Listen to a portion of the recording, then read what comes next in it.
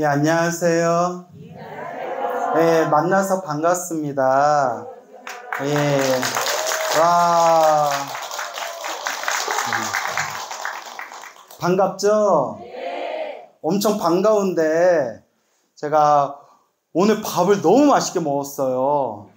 영월사 우리 주지스님하고 우리 소임자 스님들이 어찌나 정성스럽게 차려주셨는지, 제가 그래도 나름 양반 출신이거든요. 모르겠어요. 뭐 우리 아버지가 양반 출신이라는데 뭐 믿을 수가 있어야지. 뭐. 그래서 이제 또 음식을 또 그렇게 개걸스럽게 다 먹으면 안 되는데 제가 반찬까지 싹 다 긁어 먹었어요. 보셨죠? 그래서 이미지 관리해야 되는데 남들이 보면 밥 제대로 못 먹는 줄 알겠다 싶을까봐 그래도 이제 체면껏 이제 먹으려고 했는데 진짜 영월사 밥이 어쩜 맛있었는지 정말 맛있게 먹고 또 이제 좀 걸으려고 앞에 나왔는데 신도분들 몇 분이 이렇게 제 옆에 스쳐 지나가시더라고요. 그래서 저는 인사받을 준비하려고 이러고 있는데 얘 누구야? 라는 식으로 그냥 저 본 척도 안 하고 그냥 가버리더라고요. 여기 있어요? 없어요? 예? 입구에서 나 봤어요? 못 봤어요? 그러니까 넘어갈게요. 예, 반갑죠? 예, 근데 아까 앞에서 반가운 척 안 하더라고. 웃자고 한 말이고요. 제가 영월사에 3개월에 한 번씩 법문 오죠? 예, 처음에는 남원까지 언제 가나. 제가 처음에는 법문 한 번 해달라는 얘기인 줄 알고 남원 영월사에서 뵙겠습니다 했는데 우리 주지스님의 그 제갈공명과 같은 그런 어떤 이제 지혜에 당해가지고 3개월에 한 번씩 이제 1000일 동안 오게 되었는데 처음에는 이거 남원까지 언제 가나 했는데 올 때마다 좋아요. 진심입니다. 제 뒤에 부처님도 계시잖아요. 뒤에 계시지만 진심입니다. 남원이 첫 번째 공기가 너무 좋아요. 공기가 참 좋고 풍광이 좋아요. 누가 지리산 아니랄까봐. 예? 풍광이 좋고. 하지만 뭐니 해도 도량이 좋아요. 여러분, 저도 나름 기도 좀 해본 사람이잖아요. 물론 우리 영월사 주지 금강스님만큼은 아니겠지만 저도 나름대로 기도를 해본 사람인데 도량에 다 들어올 때 그 도량에서 느껴지는 에너지, 기운이 있잖아요. 이 도량의 기운이 참 좋아요. 여러분들 느껴지시나요? 에이 느껴져요? 정말 도량이 좋아요.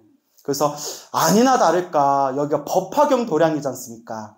매일매일 법화경 독송하고 더더구나 매월 마지막 주 토요일날 법화경을 1품부터 28품까지 법화경을 처음부터 끝까지 장장 8시간에 걸쳐서 전품을 독송하는 철야정진하는 도량이지 않습니까? 요새 이런 도량이 어딨어요. 그래서 저도 늘 불자님들께 법화경이 참으로 수승하다. 법화경을 만난 인연이 참으로 소중하다. 우리가 무슨 경으로 시작하든 법구경으로 시작하든 천수경으로 시작하든 지장경으로 시작하든 마지막은 반드시 무슨 경으로 들어가야 된다? 마지막은 법화경으로 들어가야 된다. 라는 말씀을 늘 귀가 따갑도록 그런 말씀을 드리는데 이렇게 이 혼탁한 말법 시대에 이 묘한 법이 가득 담긴 이 영꽃과 같은 경전, 묘법 연화경을 일심으로 정진하는 도량이 이 남원에 있다는 것이 정말 큰 축복이 아닌가 생각이 듭니다. 여러분도 그런 생각이 드시나요? 네. 진짜요? 네. 오늘 다 철야정진하고 가실 거예요? 안 가실 거예요? 이거 대답이 없어요. 철야정진하고 갈 거예요? 안 갈 거예요? 예, 하시고 갈 거죠? 예, 와, 예. 저는 가야 돼요. 광우스 왜 안 보여? 이러면 안 돼요. 예, 저는 또 일정이 있어서 가야 돼요. 예, 그래서 우리가 이번 생에 이 법화경을 만난 것을 참으로 소중한 인연이라고 생각해야 됩니다. 그래서 서두에도 말씀을 드렸지만 우리가 첫 번째 저와의 만남에서도 제가 말씀을 드렸지만 우리나라에서 가장 한문으로 된 불교 경전, 한문 불경을 가장 우리말로 번역을 잘하기로 가장 유명하셨던 운어 스님. 그래서 저 팔만대장경을 한글로 번역한 동국역경원의 원장이셨던 운어 스님께서도 평소에 이 법화경을 굉장히 중요하게 여기셨대요. 그래서 통광이라는 어른 스님께서 몇 년 전에 세상을 떠나신 저 쌍계사 강주셨고 칠부람에 조실이셨던 그 통광 스님께서 젊었을 적에 운어 스님을 찾아뵙고 수많은 경전이 있는데 이 수많은 경전 중에서 딱 경전 하나만 선택한다면 무슨 경전이겠습니까? 라고 했을 때 운어 스님께서도 법화경을 봐라. 반드시 법화경을 봐야 된다라는 말씀을 하셨습니다. 그래서 예나 지금이나 큰 스님들의 법문집을 보면 한결같이 이 법화경을 최상승의 경전이다라고 말씀을 하셨죠. 그래서 우리 한국 불교는 한문으로 된 저 중국 불교의 영향을 받았잖아요. 그렇죠. 옛날 중국 불교에서 부처님의 경전을 한문으로 번역을 한 뒤에 한문으로 되어 있는 그 불교 경전을 연구하셨던 수많은 중국 불교의 큰 스님들과 수많은 종파들이 있었지만 그분들이 한결같이 최고의 경전을 꼽으라면 한결같이 양대산맥이라고 해서 법화경과 화엄경을 꼽았어요. 그래서 법화, 화엄을 이제 중국 불교권에서는 최고의 경전으로서 그렇게 받들어 숭상했습니다. 그런데 화엄경은 양이 엄청 많아요. 그렇죠. 그래서 80권본 화엄경이라고 하잖아요. 근데 우리가 보고 있는 법화경은 7권본이에요. 7권본. 그래서 이제 어떻게 자르냐에 따라서 8권본도 되고 7권본도 되는데 28품이에요. 그래서 이 28품 안에 있는 이 부처님의 말씀 한 구절 한 구절이 80권본 화엄경과 맞먹을 정도로 가장 깊은 진리를 내포하고 있다라고 역대 큰 스님들께서 말씀을 하셨습니다. 우리 중생들은 업이 두꺼워요. 업장이 두꺼워요. 여러분들 느껴져요? 안 느껴져요? 여러분들 업이 두꺼운 거 느껴져요? 그러면 좀 된 사람들이에요. 좀 된 사람들은 내가 업이 참 두껍구나. 그러니 더 많이 닦아야 되겠구나 라는 걸 알아요. 정말 업장이 두꺼운 사람들은 자기가 업이 많다는 걸 몰라요. 그래서 너 불교 공부 좀 해. 마음 공부 좀 해. 기도 좀 해. 공덕을 좀 닦아 하면 니나 잘해라. 이래버려요. 너무나 업장이 두꺼운 사람들은. 하지만 내 업이 두껍구나. 내 업이 두껍구니까 이번 생에 조금이라도 닦아야 되겠구나. 염불해야 되겠구나. 법화경을 좀 내가 사경하고 독송해야 되겠구나. 내가 공덕을 좀 닦아야 되겠구나. 라는 사람들은 그래도 좀 뭐한 사람들이다? 좀 된 사람들이에요. 된 사람들이에요. 그러니까 여러분들은 좀 된 것 같아요? 덜 된 것 같아요? 또 자기 보러 된 것 같아요 하면 이것도 골치 아파지는 거예요. 자, 어쨌거나 여러분들이 다 과거 전생에 착한 뿌리가 있기 때문에, 뭐가 있기 때문에? 착한 뿌리, 착할선, 뿌리익은 과거 전생에 지었던 착한 뿌리, 성근이 있기 때문에 그래도 여러분들이 이번 생에 그 착한 뿌리가 있어서 사람으로 태어날 수 있었고 부처님 법을 만날 수 있었고 묘법 연화경, 법화경을 만날 수 있었고 이렇게 법화경 도량에서 다 함께 법화경을 독송할 수 있는 인연을 만나게 된 겁니다. 그러니까 여러분들은 내가 과거 전생에서부터 그래도 뭐가 있었던 사람이구나? 성근, 착할선, 뿌리익은 그래도 착한 뿌리가 있었던 사람이구나 라는 여러분들이 그런 믿음이 있으셔야 됩니다. 우리가 흔히 오탁악세라는 말이 있어요. 들어보셨죠? 오탁악세. 5가지 혼탁함이 있는 악한 세상이라는 거예요. 나쁜 세상. 지금 오탁악세래요. 오탁악세. 5가지의 탁함이 무엇이냐? 따라해보세요. 겁탁, 견탁, 중생탁, 번뇌탁, 명탁. 이 5가지예요. 외우셨어요? 예. 와준 것만도 고마워요. 예. 다 책에 나와요. 예. 겁타, 견타, 번뇌타, 중생타, 명타. 5가지가 혼탁한 나쁜 세상이라는 거예요. 겁탁이 뭐냐? 겁. 여기서 말하는 겁이 시대라는 뜻이 있어요. 시대가 탁하대요. 천재지변이 일어나고 전쟁이 일어나고 그리고 막 병이 막 전염병이 돌고 이런 걸 시대가 탁하다 해서 겁탁이라고 불러요. 남 얘기 같지 않죠? 저기 먼 나라에서 전쟁이 났는데 폭탄이 떨어가지고 눈앞에서 아버지, 어머니, 가족이 눈앞에서 죽었다고 어린아이가 울다 지쳐서 애가 넋이 나가버린 그런 사진이 있었어요. 막 가슴이 찢어질 것 같아요. 또 얼마 전에 또 저 먼 나라에서 큰 지진이 일어났죠. 예. 그 지진으로 수많은 사람들이 다들 한 가족이 다들 죽어버렸잖아요. 그렇죠. 그렇게 지진이 일어나고 또 얼마 전에 우리도 또 여기에 뭐 코로나니 뭐니 해서 전염병이 전 세계를 휩쓸었죠. 얼마나 많은 사람들이 피해를 봤어요. 이런 천재지변과 이런 수많은 그런 악한 병들과 그런 지진과 전쟁과 수많은 중생들을 힘들게 하는 여러 조건들이 바로 무슨 탁이다? 겁탁이에요. 겁탁. 그 견탁. 경탁은 이 시대를 살고 있는 중생들의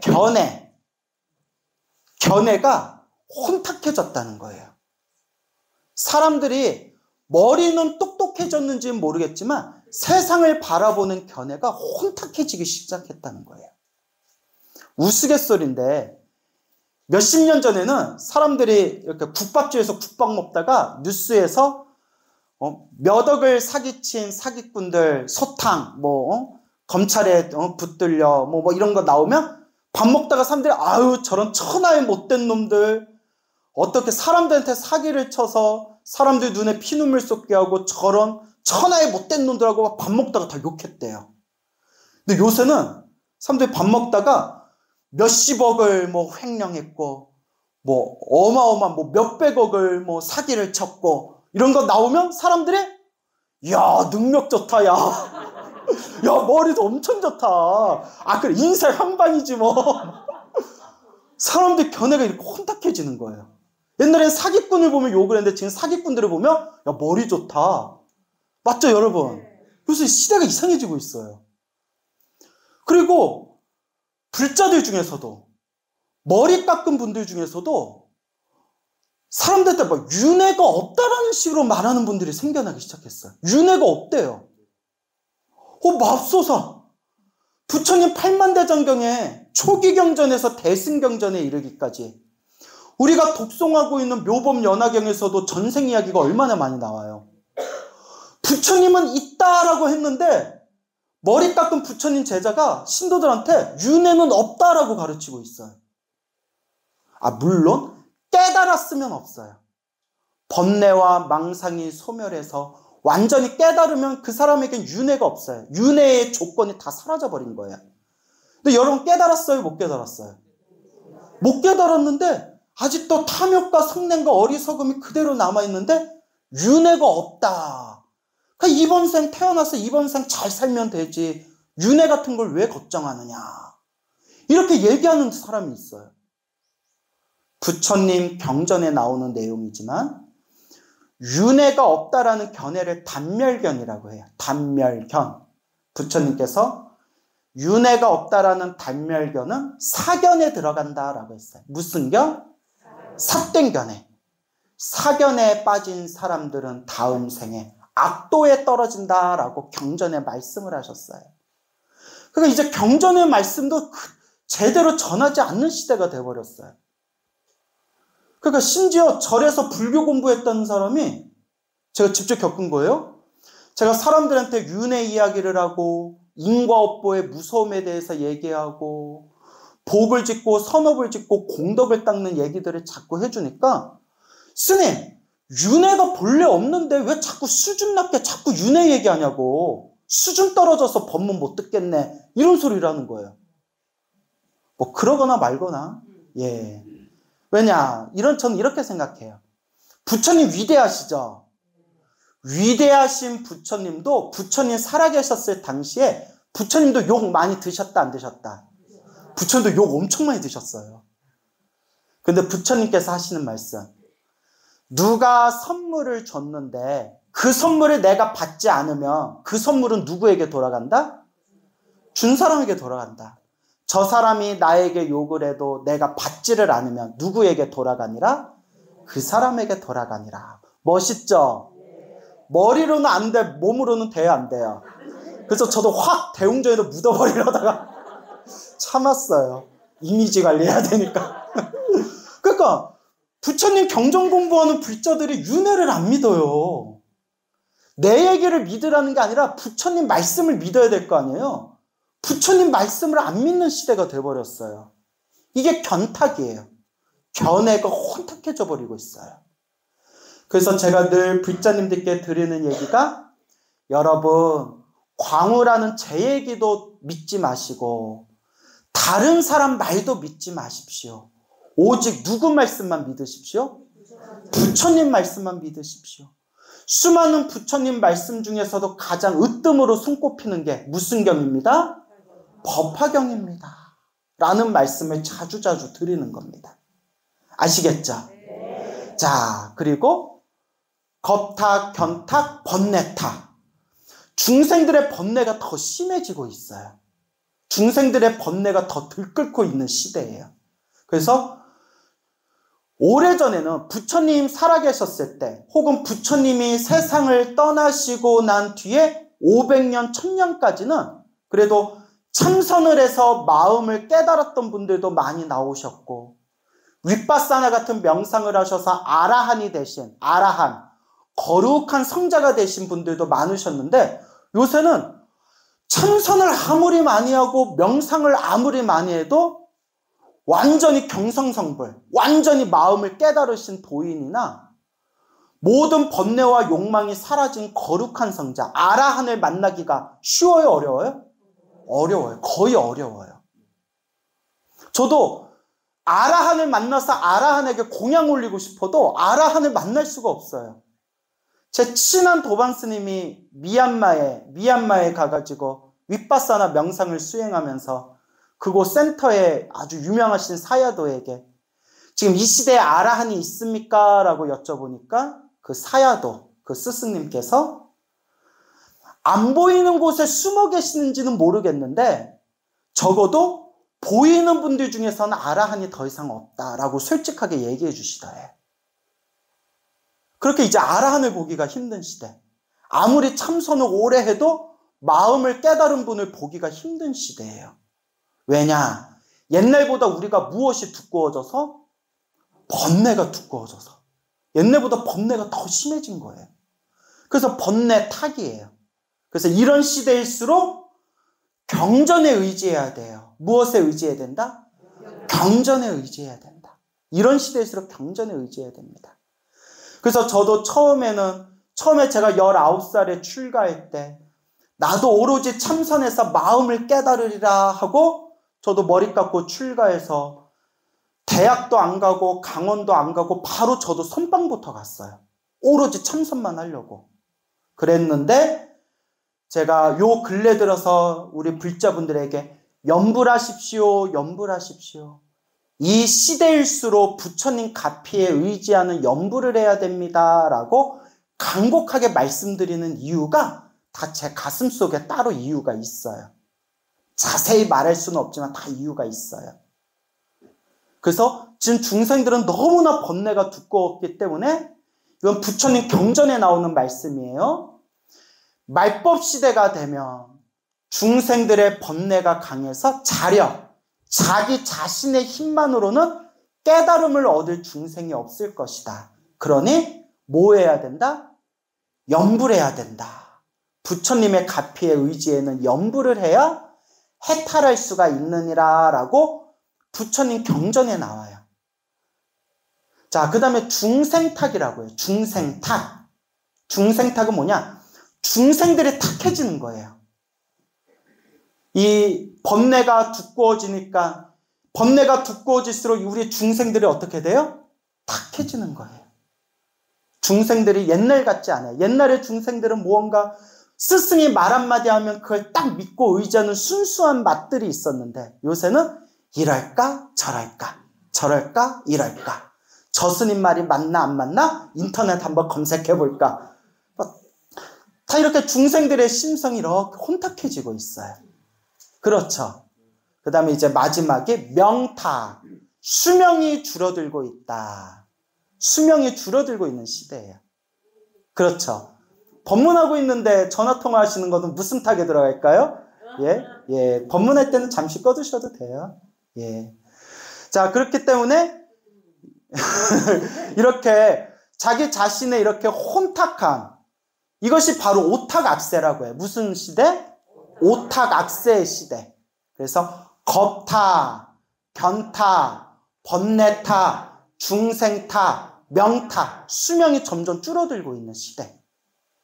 부처님의 법이 크게 성하고 있는 시대는 84,000세, 중생들 수명이 84,000세가 되면 84,000세의 중생의 수명의 시대가 오면 다들 선업을 지키는 시대래요. 중생의 수명이 5살이 되면 10살, 5살이 되면 짐승보다도 더 끔찍한 시대가 펼쳐진대요. 그래서 5세에서 84,000세까지 중생들의 수명이 왔다 갔다 하게 된대요. 처음 들어오시죠? 경전에 다 나오는 내용이에요. 지금 시대는 중생들의 몇 살의 시대일까요? 100살 시대래요. 지금 중생들 수명이 몇 살 시대다? 100살 시대. 경전에 나오는 거예요. 그래서 원래 부처님 수명은 100살이셨대요. 근데 몇 살까지 살다 가셨죠? 그건 알고 계시죠? 80살까지 살고 가시고 남은 20년을 누구를 위해서 남겨놓으셨다? 제자들을 위해서 20년 복을 남겨놓고 가신 거래요. 그래서 우리 스님들이 부처님이 세상을 떠나시고 2600년이 지났는데도 누구 덕택에 잘 먹고 잘 살아요? 부처님이 남겨놓으신 복 때문에 이렇게 수행에 전념할 수가 있는 거예요. 그러니까 지금 시대는 100살 수명 시대이기 때문에 중생들이 더럽게 말을 안 듣는 시대래요. 경전에 나와요. 강강고집이라는 표현이 나와요. 성격이 억세고 고집이 세서 이제 말을 안 듣는데요. 여러분들도 절에 있다 보면 느끼죠? 본인 얘기하는 걸 수도 있어요. 내 얘기하나? 예? 찔리는 분들이 있을 거예요. 절에 다니다 보면. 부처님이 하신 말씀이야. 수명이 100살 시대의 이 수명의 시대는 중생들이 강강고집, 억세고 고집이 세서 말을 안 듣는데요. 그래서 석가모니 부처님이 위대하신 게 일부러 100살 수명 시대에 태어나기를 발언하셨대요. 말 안 듣고 고집 센 이 중생들을 내가 제도 안 하면 누가 제도하겠는가.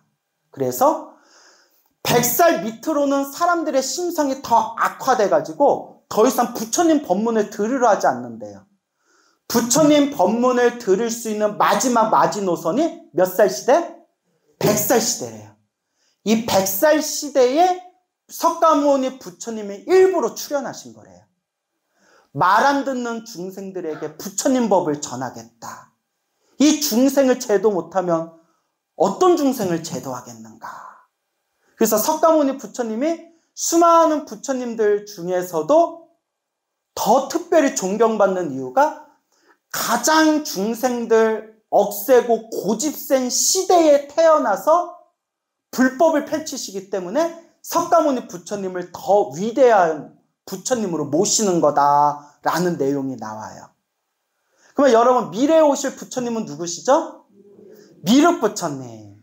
미륵부처님이 출연하시는 시대, 이제 조금만 기다리면 곧 미륵부처님이 오신다고 연락이 왔어요. 저한테. 몇 년 후에 오시는데요 했더니 왜 박수를 쳐요 사람이. 뻥인데 박수 치니까 걔들 내 찔리잖아. 미륵부처님 나한테 연락할 리 없는데 막 박수 치니까 이거 사이비 교주되기 쉽다. 56억 7천만 년 후에 오신대. 경전마다 내용이 좀 달라요. 근데 이제 제가 본 내용은 56억 7천만 년 후에 오시는데, 예, 얼마 안 걸리죠? 눈가짝 때문에. 미륵부처님이 오시는 시대는 중생들의 몇 살 시대일까요? 최서 혹시 보신 분 있나요? 그때 미륵부처님이 56억 7천만 년 후에 이 세상에 오실 때 그때 중생들 수명이 8만 4천 세래요. 예, 8만 4천 세 시대는 중생들이 다 착하고 순하고 말을 잘 듣고 부처님 법을 잘 따르는 시대래요. 그래서 우리가 이걸 뭐라고 표현했냐? 노났네 노났어. 석가모니 부처님은 말 되게 안 듣는 100살 수명 시대 때 중생계에 태어나서 중생들 제도하느라 혼쭐이 나실 정도로 고생하셨는데 미륵 부처님이 태어나는 시대는 중생들이 다 말을 잘 듣는 8만 4천 세 시대예요. 그때는 아무런 부족함이 없고 모든 것을 다 갖춘 아무런 괴로움이 없는 정말 지상 천국과 같은 세상이래요. 8만 4천 세 시대. 그래서 경전에 보면 이런 내용이 나오죠. 석가모니 부처님 시대 때 불법을 잘 닦은 이 불자들이 어느 시대 때 다시 태어나서? 미륵 부처님 시대 때 다시 태어나서 미륵 부처님 법문을 듣는 순간 그 자리에서 다들 무엇을 깨닫게 될 것이다? 부처님의 법을 다 깨닫게 될 것이다. 그러니까 여러분들은 적어도 미륵 부처님 시대 때 깨달음을 얻을 수 있는 티켓을 한 장씩 이미 다 갖춘 거예요. 단 끝까지 가야죠. 티켓 잡았으니까 내일부터 영월사 안 나와도 되겠네? 이러면 이제 유통기한이 끝나버려요. 중간중간 와서 유통기한 연장해야 돼요. 무슨 말인지 알겠죠? 예, 그러니까 티켓 하나 받은 걸로 끝내시면 안 돼요. 예, 꾸준히 와서 무슨 기한을 연장해야 된다? 유통기한을 연장해야 돼요. 알겠습니까? 자, 그래서 이와 같이 우리가 이 오탁악세 시대, 이 혼탁한 시대에 부처님의 법을 만날 수 있었다는 것.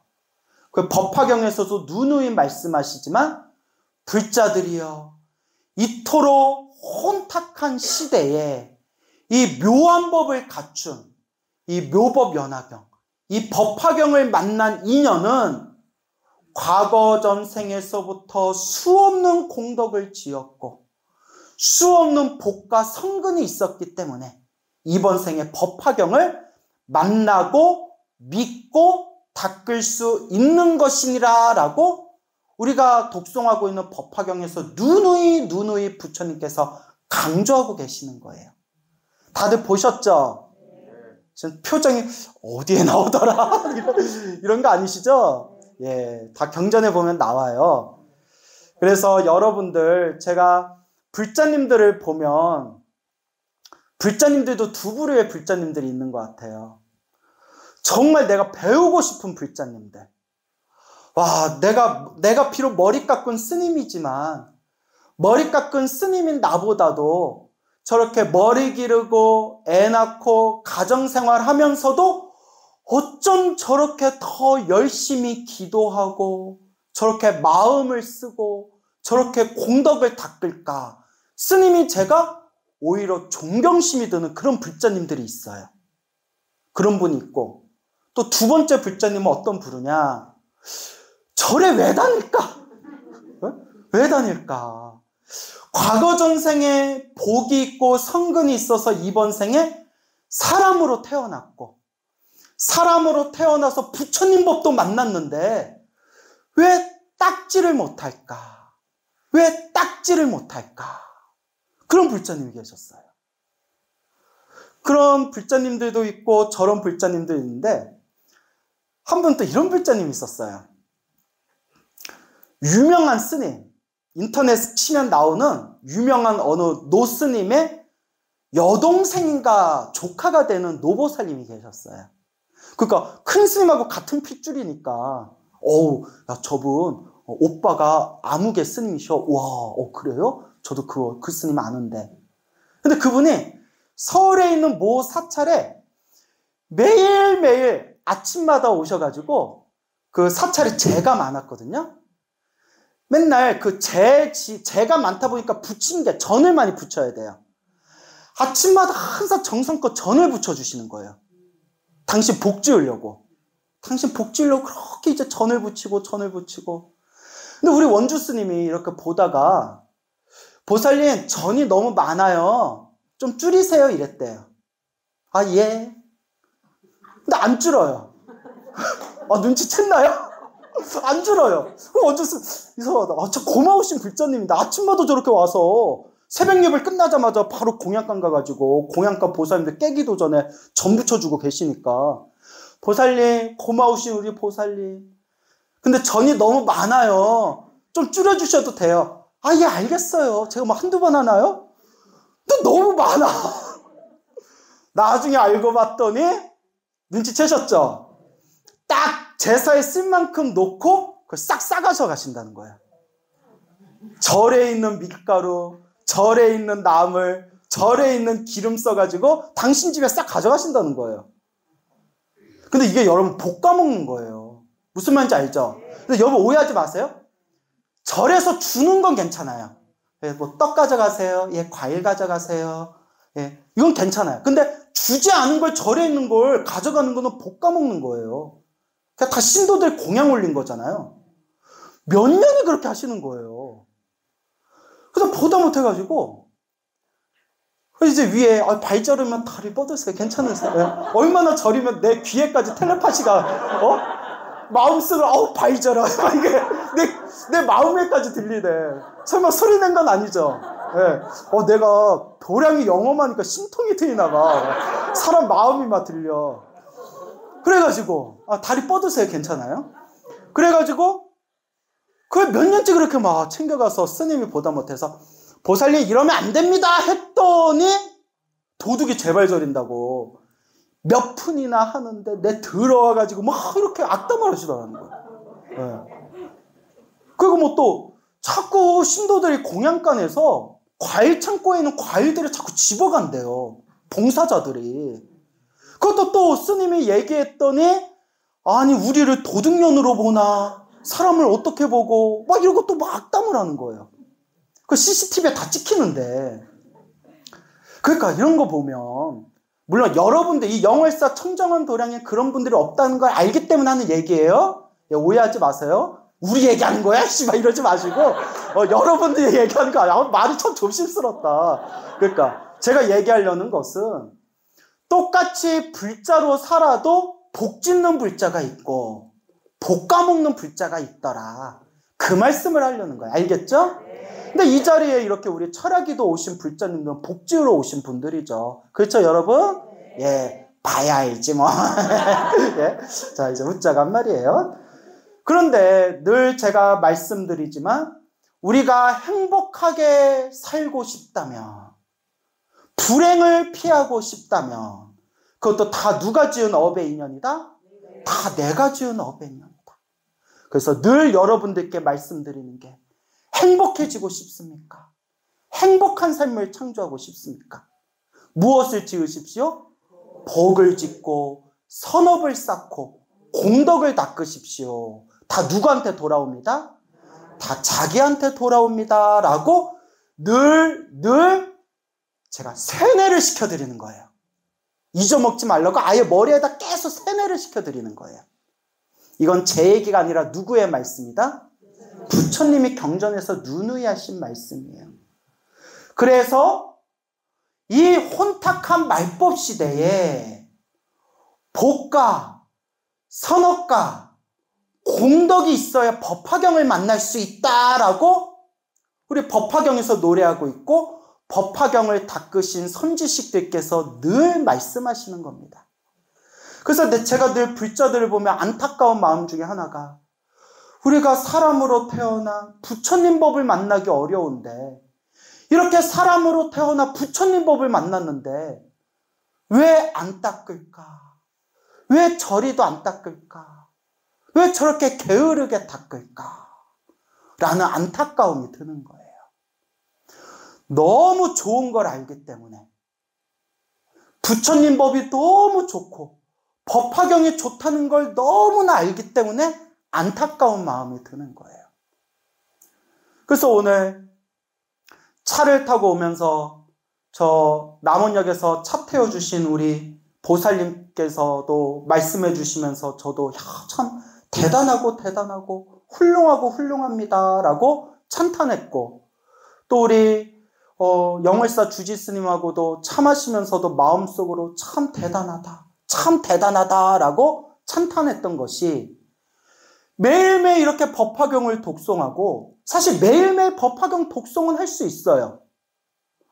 한 달에 한 번 다 함께 불자들 모여서 7시간, 8시간을 법화경을 28분까지 밤새워서 그 한 권의 법화경을 다 독송하는 그런 가행정진을 한다는 것이, 야, 참 이 시대에 대단하다 라는 생각이 들지 않을 수가 없는 겁니다.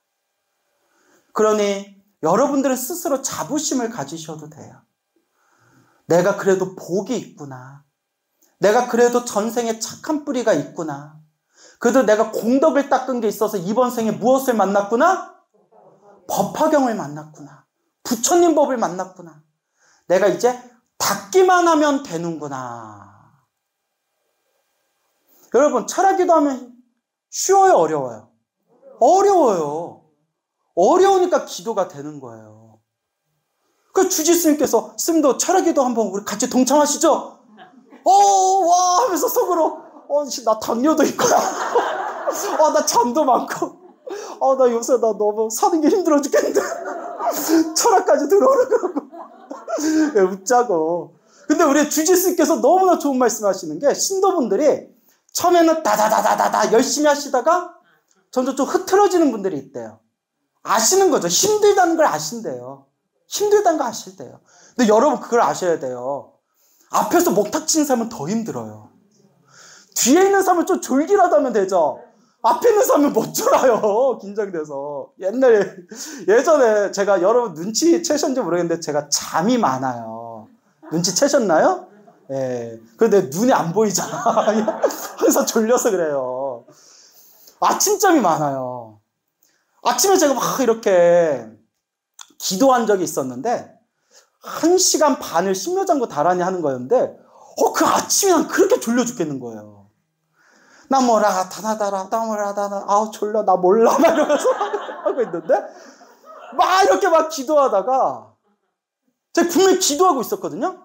나 뭐라 다나다라 야야나 말라 기도하고 있는데 누가 손으로 나를, 그러니까 뭐였냐면 쥐가 생생하게요. 쥐가 법당에 올라가지고 후다다닥 하고 내 어깨 위로 올라온 거예요. 기도하다 으아! 놀라니까 총무스님이 들어오셔도 내 어깨를 흔들고 있던 거야. 야 일어나. 야 일어나. 뒤에서 신도들이 욕한다. 나 기도하고 있었는데요. 그러니까 기도하는 꿈을 꾸고 있었던 거예요. 침을 이렇게 쥐에 이렇게 하려면.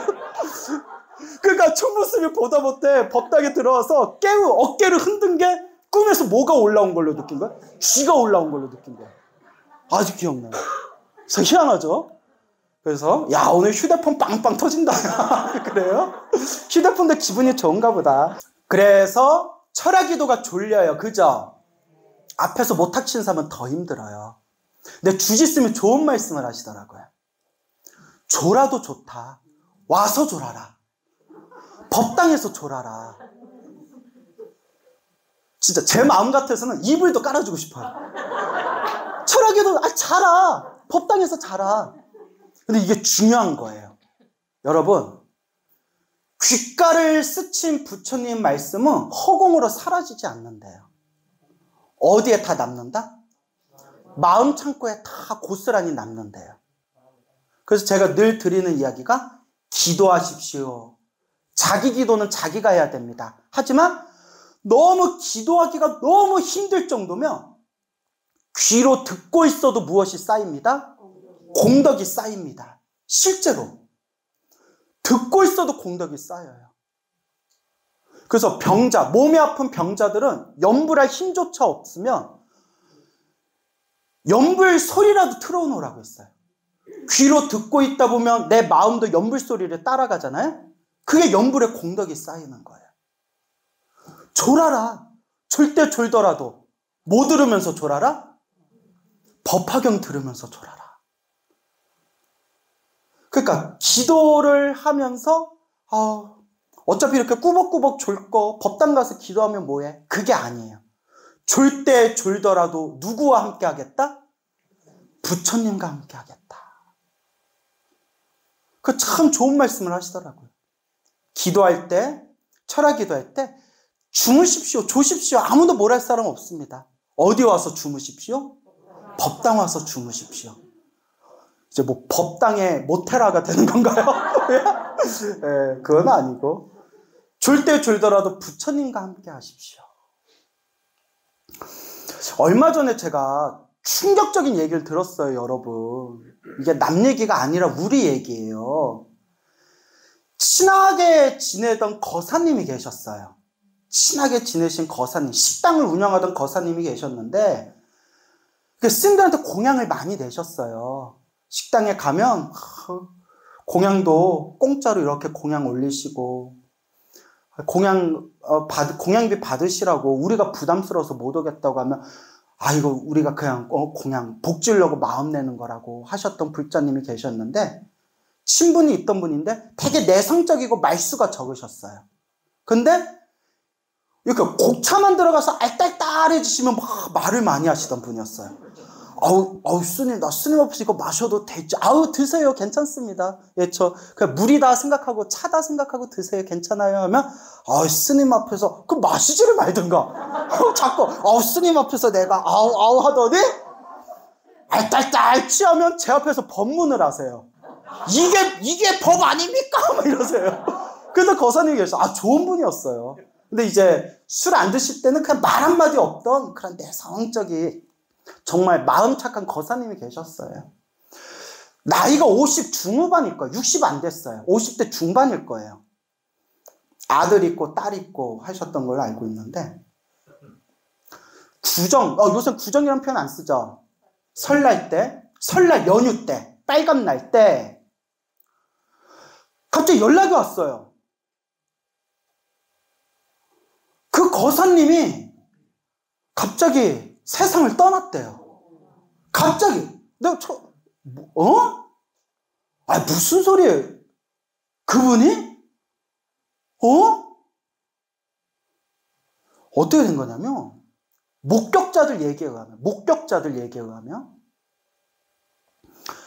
연휴 때 땀 빼고 몸 풀려고 사우나를 가셨대요.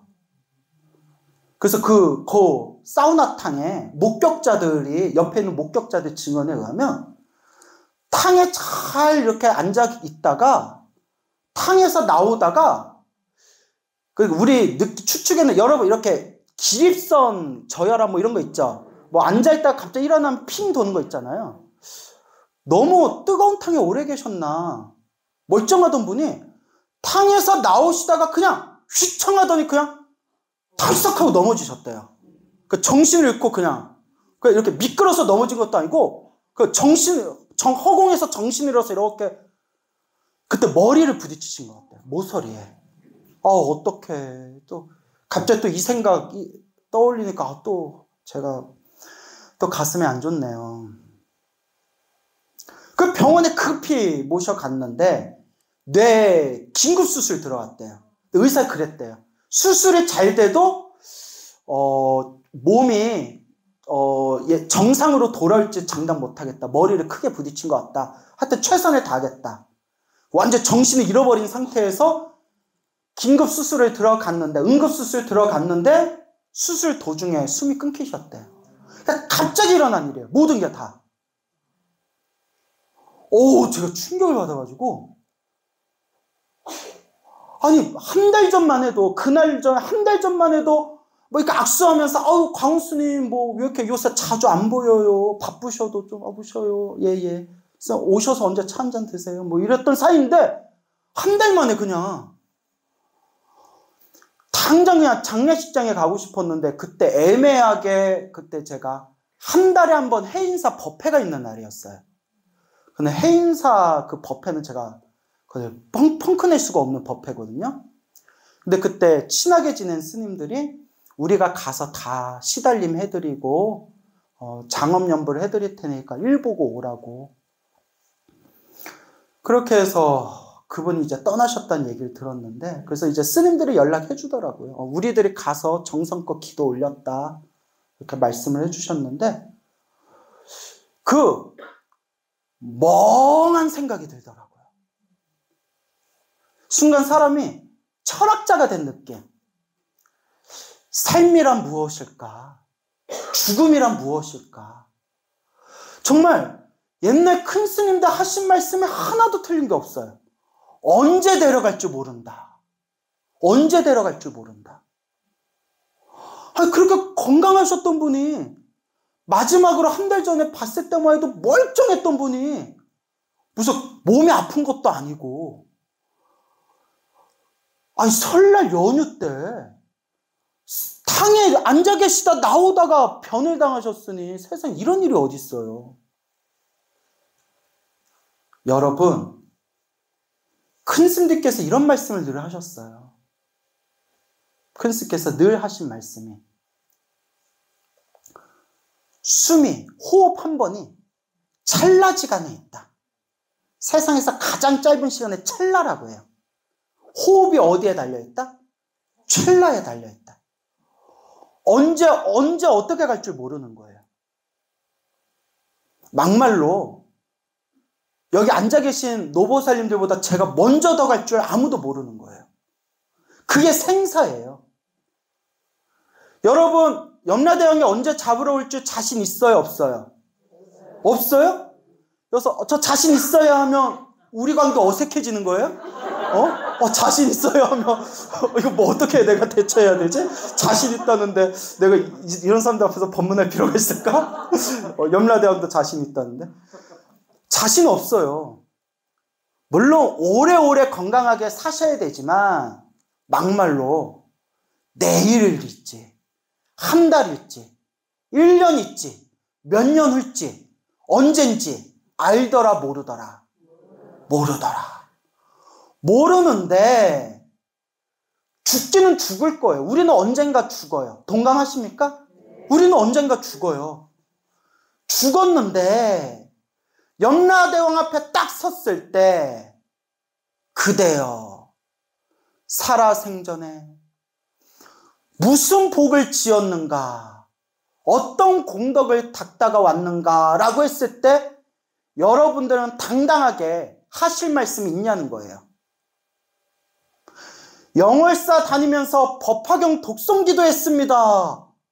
염라대왕은 깜짝 놀라면서 법화경을 독송했더니 선제로다. 겁나 많이 빠졌네, 야. 엄청 많이 빠졌네. 안 돼. 마일리지 부족해. 안 돼. 이렇게 될 수도 있다는 거예요. 동감하십니까? 슬슬 찔리죠? 네?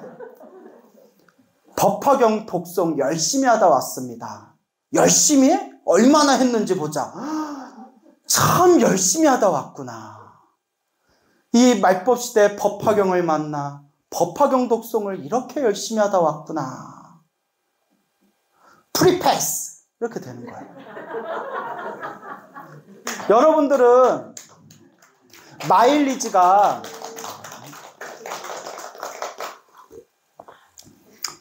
여러분들은 염라대왕 앞에서 마일리지가 부족한 사람이 되고 싶어요? 프리패스 하는 사람이 되고 싶어요? 프리패스. 한 방에 훅 하고 통과하고 싶죠? 지금 닦아야 돼요. 늘 늦게 지금 닦아야 된다. 그 소식을 듣고 나무 아미타불 연불 할 때 제가 좀 더 간절함이 느껴져요. 오늘 갈지 내일 갈지 언제 데려갈지 모르는데 내가 염라대왕 앞에서 광호스님 머리 깎고 승복 입고 부처님 제자로 살면서 무슨 공덕을 닦고 왔어? 사람들한테 좋은 법문 많이 하다 왔는데 에휴 입으로만 떠들었네. 그거 말고 무슨 공덕을 따로 지었어? 스스로 지은 공덕을 얘기해 보시오 라고 했을 때 옛날 큰 스님들께서 하신 공덕 중에 최고의 공덕은 연불공덕이다.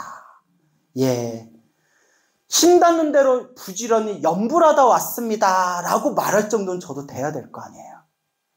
그렇죠, 여러분? 그러니 우리가 정말 인과법을 믿고 이 윤회를 믿고 정말 내가 지은 업은 반드시 내가 받는다는 업의 인연법을 믿는 사람들이라면 지금 이 순간에 허투루 보내서는 안 됩니다. 뭐 해서는 안 된다? 허투루 보내서는 안 된다. 정말 이 법화경에는 묘한 힘이 있어요.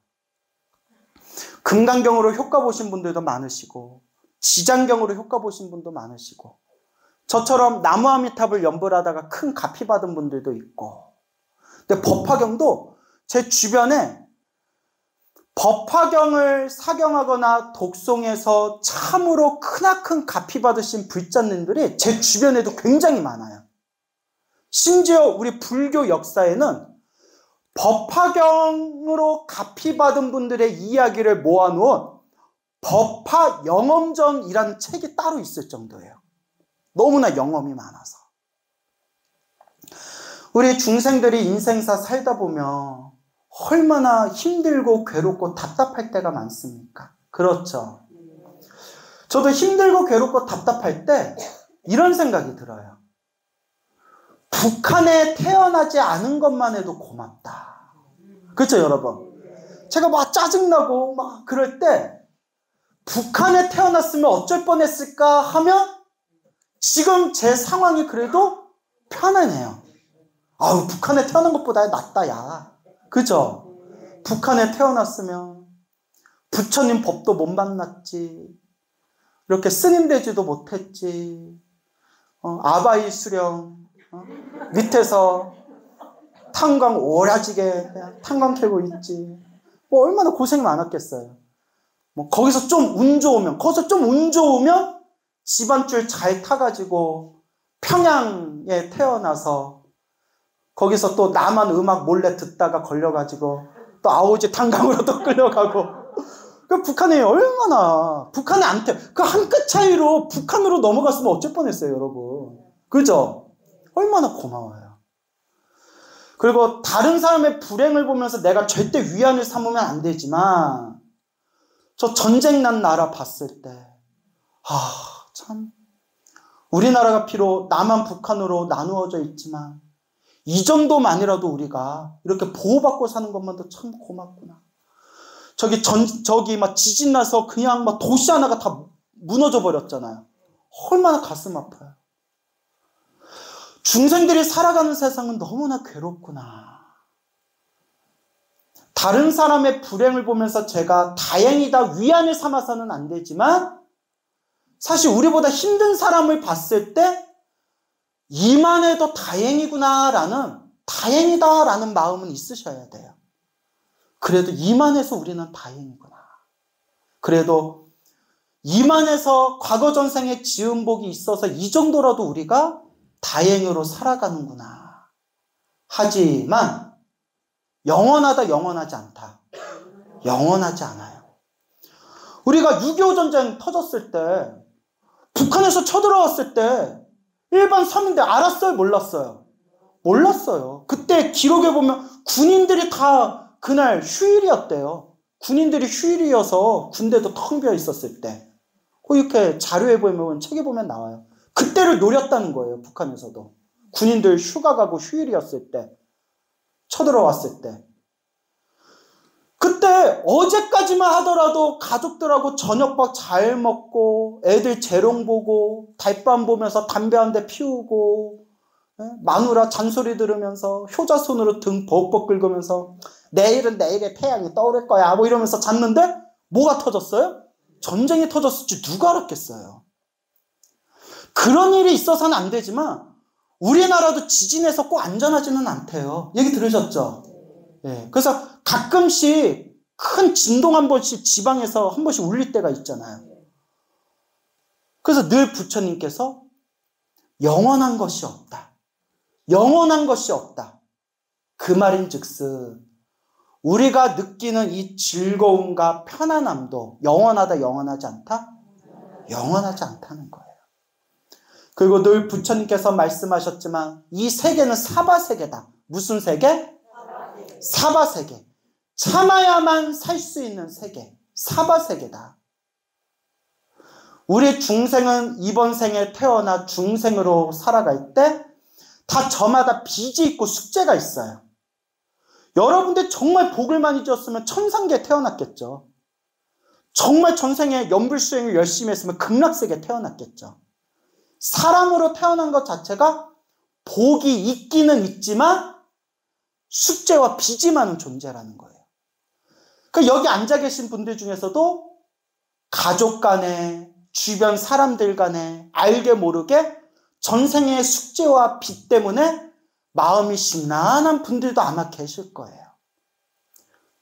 사랑하는 사람 못 만나서 괴롭고, 미운 놈 자꾸 봐서 괴롭고, 구하고자 해도 가질 수 없어서 그 끝없는 괴로움이 중생세계에 있어요.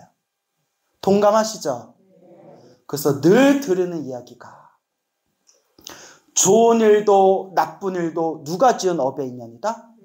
내가 지은 업의 인연이고, 결국 누가 닦아야 된다? 내가 닦아야 되고, 힘들고 괴롭고 답답할 때 그때가 바로 뭐 할 때다?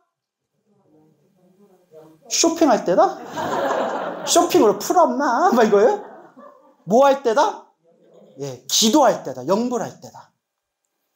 선생님, 그러면 어떻게 기도하면 될까요? 우리나라 젊은 비구니스님들 중에 가장 기도 탑으로 열심히 하는 스님 베스트 중에 한 분이 우리 영월사 금강스님이세요. 예.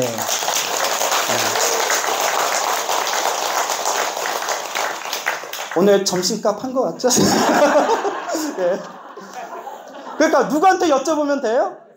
금강스님한테 여쭤보면 돼요. 어떻게 기도하면 되겠습니까? 자, 이제 마지막으로 짧은 얘기 하나만 해드릴게요. 어느 지방에서 불자님을 한번 봤어요. 여성 불자님을 봤는데 50대, 60대인 것 같아요. 5, 60대로 보이는데 뭐 60 안팎 됐겠죠. 아주 몸도 탄탄하시고 머리만 안 깎았지 이렇게 승복 입고 계시는데, 우리 법복이라고 하죠. 법복 입고 계시는데 완전 뒤태가 스님상이에요. 그 머리만 빡빡 깎았으면 그 스님 줄 알겠더라고요. 근데 이제 그 노 스님께서 해주신 말씀이, 저희가 어느 지방에 아주 큰 부잣집 유지의 딸이었대요. 어렸을 때부터 희귀병이 있어가지고 그 당시에 좋다는 유명한 병원은 다 다녀봤지만 고칠 수가 없었대요. 고칠 수가 없었대요. 그래서 워낙 돈이 많으니까 그래요? 셋이구나. 나도 아는데. 그래요? 너무나 이제 돈이 많아서 돈으로 그냥 목숨줄을 이었대요. 그러다 그 우리나라에서 가장 그쪽 분야에 유명하다는 그 의사가, 옛날 얘기죠, 몇십 년 전에, 30 못 넘길 겁니다 라고 했대요. 30 못 넘길 겁니다. 이만큼 살아온 것도 정말 노력해서 이 정도까지 끌어온 거지 30 못 넘길 겁니다 라고 얘기를 했대요. 무슨 희귀병이었대요. 그래서 그 부잣집 할아버지가 세상을 떠나면서 자손들한테 유산을 물려주면서 상당히 큰 재산을 그 희귀병 손녀한테 줬대요. 불쌍하지 않냐. 죽기 전에 하고 싶은 거 실컷 하다 죽게 해라. 그렇게 이제 재산도 많이 넘겨줬대. 너 살 동안 너 하고 싶은 거 실컷 하고 싶은 거 다 하다가 죽어라. 그 사람은 좀 있어야 돼, 그죠? 예? 일단 이런 얘기 들으면 아우, 더럽고 치사하지만 사바세계는 돈이 최고다, 야. 예? 너 하고 싶은 대로 실컷 하다 죽어라 하고 재산을 부여줬대. 근데 이분이 이제 이것도 자기 성근이에요. 복이에요. 어느 비구니스님의 절에 갔는데 그래서 이게 막 연꽃만 들고 있었대요. 연꽃, 연등. 선생님, 저도 만들어도 돼요? 제 애기보살 만들어봐 했는데 야무지게 잘 만들더래요. 뭐 하고 했는데 그것도 전생 인연이겠죠. 뭐 하냐, 어디 사냐, 뭐 하냐 하다가 그 절에서 살래? 이랬대요. 절에서 살래? 살아도 돼요? 절에서 살고 살아? 아이 좋아요. 뭐 이렇게 됐나 봐요. 그리고 그 옛날 그 절에서 입는 몸빼바지 있죠? 몸빼바지 이렇게 툭 던져줬대요. 야, 절에서는 그런 거 치마 같은 거 입으면 안 돼. 요거 입으라고 이렇게 툭 시골 그 절지 몸빼바지를 줬는데 그걸 딱 입는 순간 집에 온 것 같은 편안함이 느껴지더래요. 편안한 느낌. 에이스 침대도 아니고 편안해. 네? 그래서 편안해 하면서 거기서 이제 부처님께 절하는 법, 기도하는 법, 뭐하는 법을 배우다가 법화경 사경을 시작했대요. 법화경 사경. 근데 법화경을 사경하면서 마음이 편안해지더래요. 희한하죠? 이것도 전생에 복이 있는 거예요. 아무리 해라 해도 안 되는 사람이 있고요. 한 줄 딱 적었는데 내 길을 찾아왔구나 하는 사람이 있어요. 사경해서 이제 결론만 말씀드릴게요. 법화경을 500권 이상을 사경했대요. 밥만 먹고 전리라고 사경만 한 거예요. 자, 결론이 병원에서 30을 넘기지 못할 거라는 희귀병이 흔적도 없이 싹 사라졌대요. 업장소멸. 누가 얘기하셨죠? 텔레파시인 줄 알았어요. 네. 네, 업장소멸. 네, 업장소멸. 텔레파시였죠? 네. 업장소멸한 거예요. 근데 그분 그 노스님께 직접 들은 얘기예요. 저 사람이 보통 사람이 아니야 하면서 제 연세가 60 안팎이니까 30을 못 넘길 거라고 의사가 얘기했는데 그렇게 당신의 병고를 흔적도 없이 완전히 소멸하고 지금 절에서 수행하고 계신데 모든 이제 절에서 살았으니까 이제 어딜 가겠어요. 부처님 은혜 갚는 마음으로 당신 재산을 절에다가 같이 다 불사하고 다음 생 머리 깎은 출가승료로 태어나서 오로지 부처님 은혜 갚겠다는 그 원력으로 지금도 절에서 열심히 활동하면서 법화경 사경을 하고 계세요. 믿습니까, 여러분? 오늘 꼭 기도하세요. 네. 나중에 또 마일리지 부족해가지고 엄한 데 가져가시고. 그래서 이제 마지막으로 짧게 한마디 더 드리자면, 스님, 기도 열심히 했는데도 힘들고 답답한 일이 있어요. 괴로운 일이 생겨요. 제가 귀가 따갑도록 늘 말씀드리지만, 우리가 시작 없는 옛적부터 알고 지었건 모르고 지었건 내가 지은 수많은 업보들이 있는데 그나마 이번 생에 기도하고 공덕을 닦아서 크게 받을 걸 어떻게 받는 거다? 크게 받을 걸 작게 받는 거다. 따라해 보세요. 기도를 열심히 했는데 나쁜 일이 생긴 것은 크게 받을 것을 작게 받은 것이다. 업장소멸. 업장을 소멸하고 공덕을 닦는 마음으로 부지런히 꾸준히 정진하시기 바랍니다. 성불하십시오.